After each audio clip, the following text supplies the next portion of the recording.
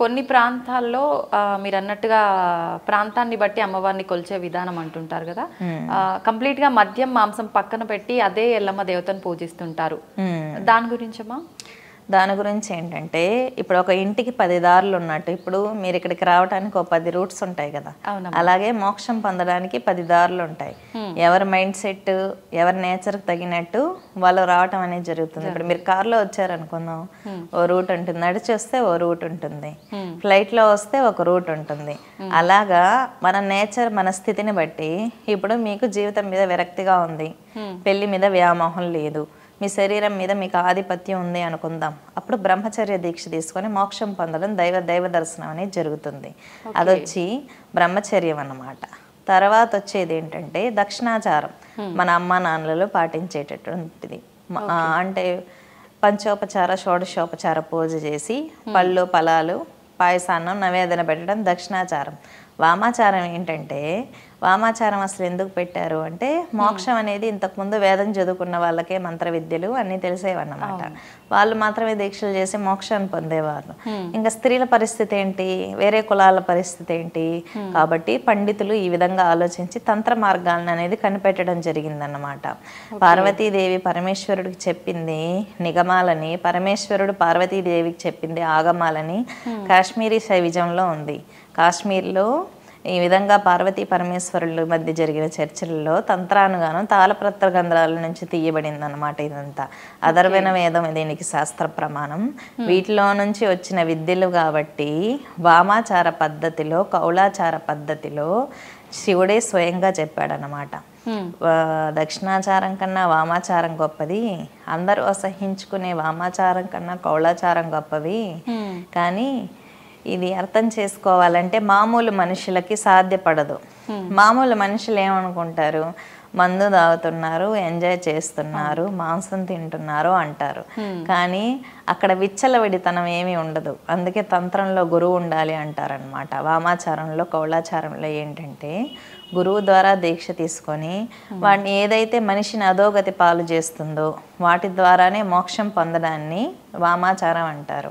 అంటే ఇప్పుడు ఒక అబ్బాయి మందుకు బాగా అడక్ట్ అయిపోయాడు అనుకుందాం, ఆ మందునే ఎలా వాడి మోక్షం పొందొచ్చు, అదే మాంసాన్ని ఎలా వాడి మోక్షం పొందొచ్చు. ఇప్పుడు అమ్మాయిల అడక్షన్ ఉంది, ఆ అడక్షన్ నా కామాన్ని వాడి ఎలా మోక్షం పొందొచ్చు, ఈ విధానాన్ని వామాచారం అంటారు. వామాచారంలో 3 పద్ధతులు ఉన్నాయి, పశుభావం, వీరభావం, దివ్యభావం అని. ఫస్ట్ పశుభావంలో విపరీతంగా తినడం. మీరు బిర్యానీ 4 రోజులు విపరీతంగా తిన్నారనుకుందాం, 5వ రోజు విరక్తి వస్తుందా? వస్తుందమ్మా. కాబట్టి విరక్తి ద్వారా వచ్చే మోక్షం గొప్పది. పశుభావంలో విచ్చలవిడిగా అనుభవించి వాటిని వదిలించుకొని వీరభావనకు వస్తారు. వీరభావన అంటే ఒక లిమిట్. 4 రోజులు తిన్నది 5వ రోజు లిమిట్ గా తినాలనిపిస్తుంది, మరీ అంత డిజైర్ ఏమి ఉండదు. కాబట్టి వీరభావనలో నేను ఇంతే తినాలి, ఒక అమ్మాయితోనే ఉండాలి, విచ్చలవిడితనం పనికిరాదు అని వస్తుంది. తర్వాత ఆ లిమిట్ మీద ఆ అమ్మాయి మీద కూడా విరక్తి చెంది దివ్య భావంలోకి వెళ్ళిపోతారు. అంటే బయట ఏమీ లేదు, నాలోనే అన్నీ ఉంది, నేనే దేవుణ్ణి అన్న స్టేట్కి వస్తారు. దివ్య భావంలో నాలోనే అంతా ఉంది, నేనే సర్వం నిండి ఉన్నాను, అది ఎక్స్పీరియన్స్ అవుతుంది. ఇది భగవద్గీతలో శ్రీకృష్ణ పరమాత్ముడు ఎప్పుడో చెప్పాడు, కానీ మామూలు సామాన్యమైన ప్రజలకి ఇది అర్థం కాదు. ఎందుకంటే ఇప్పుడు లడ్డు స్వీట్ గా ఉంది అనటం వేరు, తిని టేస్ట్ చేసి ఎక్స్పీరియన్స్ పొందడం వేరు కదా. ఎక్స్పీరియన్స్ అవుతాడు, ఆ దివ్యశక్తులు వస్తాయి, అందరి నేచర్ తెలుస్తుంది, అందరిలో ఆత్మే ఉంటుంది. అన్ని ఆత్మలు చనిపోయినప్పుడు యూనివర్స్ లోనే కలుస్తూ ఉంటాయి, మనం అందరూ ఆ ప్లేస్ లో కలిసిపోతాం. అందుకే హిందుత్వంలో సర్వే జన సుఖినో భవంతు అంటారు. ఎందుకంటే అందరూ బాగుంటే మనము బాగుంటాం. అంటే ఏంటంటే ఈ జన్మలో మీరు ఈ శరీరాన్ని ధరించి ఉన్నారు, మనమంతా ఒక చోట కలుస్తాం, పరమాత్మలో లీనమైపోతాం. ఇది యూనివర్సల్ ట్రూత్. కానీ తన పర భేదాలు ఎప్పుడు ఉంటాయి? హ్యూమన్ బాడీ మీద కాన్షియస్నెస్, చుట్టూ సరౌండింగ్స్ మీద కాన్షియస్ స్టేట్ ఉన్నప్పుడు వాళ్ళు వేరు వీళ్ళు వేరు. చాలామంది మంత్ర సాధనలు చేసేవాళ్ళు వాళ్ళు నాశనం అయిపోవాలి, వీళ్ళు నాశనం, వీళ్ళు బాగుండకూడదు, వాళ్ళు బాగుండకూడదు, ఇలా ఉంటారు. ఇలా ఉన్న నేచర్ ఉన్నప్పుడు ఎంత పూజలు చేసినా దివ్యశక్తి రాదు. బుద్ధి మారినంత వరకు మంత్రసిద్ధి అనేది కలగదన్నమాట. ఇప్పుడు నా అమ్మవారికి పూజ చేసి ఇంట్లో భార్యను తిట్టినా, ఆఫీస్లో రీజన్ లేకుండా తిట్టినా, ఆడవాళ్ళని హింసించినా ఫలితం ఏమి ఉండదు. మన నేచర్, మన క్యారెక్టర్, వ్యక్తిత్వం అనేది మార్చుకోవాలి. దివ్యశక్తి అంటే యూనివర్స్ అంతా పవరే. ఎయిర్లో పవర్ ఉంది, భూదేవత కిందే ఉంది, సూర్య భగవానుడు ప్రత్యక్షంగానే కనిపిస్తున్నాడు. వాళ్ళ దేవతలే కదా, మరి సూర్యుడు దేవతే కదా. దేవుడు లేడు అంటారు, కనిపిస్తూనే ఉన్నాడుగా. ఎంతమంది దండం పెడతారు, ఎంతమంది సూర్య నమస్కారాలు చేస్తున్నారు. దేవుడు లేడంటే కనిపిస్తున్నాడు. ఇప్పుడు సూర్యుడు లేకపోతే మనం బతకగలమా?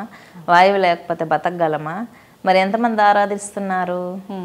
దేవుడు ఉన్నాడా అంటే ఉన్నాడు ప్రత్యక్షంగానే, కానీ అబ్జర్వ్ చేస్తున్నారా వీళ్ళు? లేదు.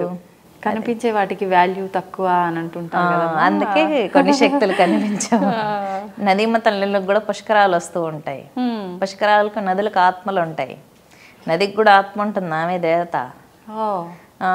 అక్కడికి వెళ్ళి పుష్కరాల్లో స్నానం చేయడం ద్వారా దర్శనం ఇస్తుంది. అక్కడికి వెళ్ళి సాధన చేస్తే నదులకు ఆత్మలు ఉంటాయి, వాళ్ళే దేవతలు. మరి పొందాలి, దీక్షలు చేసి మనం పవిత్రమై మనం చూడాలి. కానీ ఎంతసేపు మన కళ్ళు 2 చేతులతో మూసుకొని దేవుడు లేడు అంటే కాదు. మన ఐస్ మనమే ఓపెన్ చేయాలి, అప్పుడు దేవుడు కనిపిస్తాడు. అది కొన్ని ప్రత్యేకమైన సాధనలు ఉన్నాయి దేవతలు కనిపించాలన్నా, దర్శనం ఇవ్వాలన్నా. కానీ ఎంతమంది ప్రయత్నం చేస్తున్నారు? జస్ట్ వాదిస్తున్నారు అంతే. వాదిస్తున్నారు, దేవుడు లేదు అని వాదిస్తున్నాడు. కానీ ఎప్పుడన్నా ట్రై చేశాడా? ట్రై చేయట్లేదు కదా. దేవుడు రమ్మంటే పక్కింటి వాళ్ళు, ఎదురింటి వాళ్ళే రమ్మంటే రారు. దేవత వస్తుందా? పరాదేవత. ఒక పద్ధతి అన్నీ ఉంటాయి. వాళ్ళు పూజించే పద్ధతులు. దేవతలు ఈ కాలంలో కూడా దర్శనం ఇస్తారు, యక్షిణీలు దర్శనం ఇస్తారు. అంతెందుకు, మన ఫ్యామిలీలో ఎవరైనా చనిపోయినా కూడా పిలిస్తే దర్శనం ఇవ్వగలరు. వాటికి ఒక పద్ధతి ఉంటుంది, ఆ పద్ధతులు ఫాలో అవ్వాలి. ఒక పద్ధతి అనేది ఉంది అన్నారు కదమ్మా, ఏంటమ్మా అసలు ఆ పద్ధతి? ఎవరికైనా సాధ్యం అవుతుందా ఆ పద్ధతి? ఎవరైనా చేయొచ్చు. హ్యూమన్ బాడీ ధరించిన వాళ్ళు ఎవరైనా, మానవ దేహంతో ఉన్న వాళ్ళు ఎవరికైనా ఆత్మ అనేది ఉంటుంది.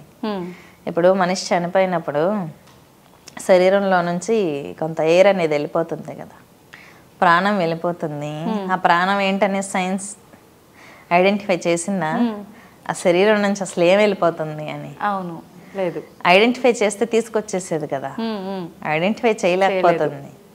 అంటే సైన్స్కి అందంది ఇంకా ఏదో ఉంది, మానవ మేధస్సుకి అందంది, దాన్నే అంటారు. కానీ మన అఘోరాలు చాలా మంది చనిపోయిన వాళ్ళని బతికించగలిగారు. హిస్టరీలో చాలా మంది యోగులు, ఋషులు బతికించగలిగారు. మన పురాణాల్లో కానీ హిస్టరీలో కానీ. ఎవరికైనా అంటే చావు బతుకులు అనేది భగవంతుడు చేతిలోనే ఉంటుంది. ఆల్రెడీ అతని ఎన్ని రోజులు అతను ఆ లైఫ్ లీడ్ చేయాలని ఉందో అది అయిపోయింది, వెళ్ళిపోయాడు. మళ్ళీ బతికించడం అంటే అది రూల్ ని బ్రేక్ చేసినట్టే. రూల్ ని బ్రేక్ చేసినట్టే, కానీ ఆ పాసిబిలిటీ ఉంది మన కొన్ని సాధనలలో. ఓకే, ప్రాణశక్తిని తీసుకుని వచ్చి మనిషిని బతికించగల ప్రాసెస్లు ఉన్నాయి. కానీ సైన్స్ దీన్ని అందుకోలేకపోతుంది. ఎందుకంటే సైన్స్ అనేది మెటీరియల్ వరల్డ్ని చూస్తుంది, అతీంద్రియ శక్తుల్ని చూడట్లేదు కదా. కాబట్టి మన ఈ ఋషులు, యోగులు వాళ్ళు ఫస్ట్ నక్షత్రాలు, సైన్స్ నక్షత్రాలు కనిపెట్టినప్పుడు, రాసుల్ని కనిపెట్టినప్పుడు, పురాతన దేవాలయ 5000-6000 సంవత్సరాల క్రితం ఉన్న దేవాలయాలపైనే గ్రహాలు ఏ విధంగా ఉన్నాయో చెక్కబడి ఉన్నాయి. మీరు అబ్జర్వ్ చేశారా? అంటే ఇవన్నీ ఎలా తెలిసిందంటే వాళ్ళు దివ్య దృష్టిలో చూసినవి, గ్రహాలు, నక్షత్రాలు అనేవి. ఋషులు దివ్య దృష్టిలో చూసి మన జాతకాలు గీయడం, గ్రహాలు గీయడం అనేది ఎప్పటి నుంచో జరిగింది. కానీ ఇది ఇప్పుడు సైన్స్ అనేది ఐడెంటిఫై చేస్తుంది అంతే. మన ఋషులు ఎప్పుడో జాతకాలు తయారు చేశారు, గ్రహాలను కనిపెట్టారు, గ్రహాలకు మంత్రాలని, బీజాక్షరాలని కనిపెట్టారనమాట. కాబట్టి దివ్య దృష్టి అనేది ఉంది, తపస్సు అనేది గొప్పది అని మన ఋషులు ఎప్పుడో ప్రూవ్ చేశారు. ఇంకొకటి, ఈ విధంగా ఒక పద్ధతి ఉంది అని చెప్పాను కదా, ఎవరైనా పొందొచ్చా అని అడిగారు మీరు. ఎవరైనా పొందొచ్చు. ఇప్పుడు మీరున్నారు, మీకు ఏదైనా డిజైర్ ఉంది అనుకుందాం, ఎవరినైనా చూడాలి అని. ఆ పద్ధతి ఏంటంటే, ఏదైనా దేవతను చూడాలని మీకు బలంగా ఉంటే ఒక సిద్ధ గురువు దగ్గర మంత్రదీక్ష తీసుకొని జపం చేసినప్పుడు ఆ దేవత తప్పకుండా దర్శనం ఇస్తుంది, కనీసం ఎక్స్పీరియన్స్లన్నా ఇస్తుంది. అది వచ్చి మీ క్యాపబిలిటీ మీదే ఆధారపడి ఉంటుంది అన్నమాట. అంటే మనం ఎలా పొందగలం, ఎలా చూడగలం. వెంటనే ఇప్పుడు దివ్యశక్తి అనేది మీ ఆత్మలో ప్రవేశించి మంత్ర చైతన్యం వచ్చిందనుకోండి మీ శరీరంలో, మీ మొహంలో కళ మారిపోతుంది. మీరే ఆ దేవతా రూపంలోకి మారిపోతారనమాట.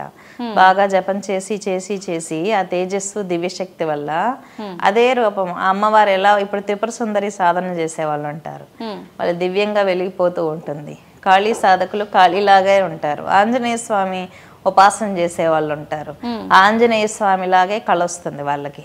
ఉగ్ర నరసింహస్వామి ఉపాసన చేసే వాళ్ళు ఉంటారు, వాళ్ళు ఉగ్రంగానే కనిపిస్తారనమాట. అదేంటంటే మంత్ర చైతన్యం ఫ్రీక్వెన్సీస్ వల్ల మన ఫేస్ కట్టు తేజస్ కూడా అలాగే మారిపోతూ ఉంటుంది.